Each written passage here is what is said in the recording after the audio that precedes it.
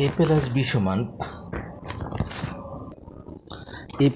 সমান 7, a square plus b square সমান 25 হলে a b এর মান কত? আমরা a প্লাস b কে ভাঙালে তিনটি মান পাবো, 1 প্লাস 6,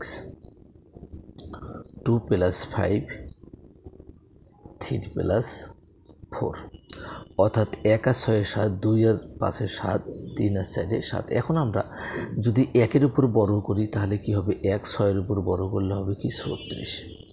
কত হতেছে? 37। 37 আমাদের এই দুইটার বর্গের গুণফল কত? বর্গের যোগফল কত? 25, কিন্তু আমাদের 37 হয়েছে, এটা হবে না। এখানটা যদি আমরা 2-এর উপর স্কোয়ার দিই 4, আর 5-এর উপর স্কোয়ার দিলে আমাদের কত হবে? 25। এটার মান কত হচ্ছে আমাদের? এটার মান হচ্ছে আমাদের 29। 29ও আমাদের এই স্কোয়ার আর বি স্কোয়ারের যোগফল না।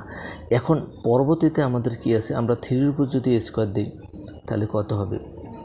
9-এর 4-এর উপর যদি আমরা স্কোয়ার দিই তাহলে এখানটা আমাদের 3 3 9 যোগ কত? 4 4 16। অ্যান্ড 16 আর 25 যদি আমরা 16 আর 9 যদি যোগ করি আমাদের কত হবে? 25।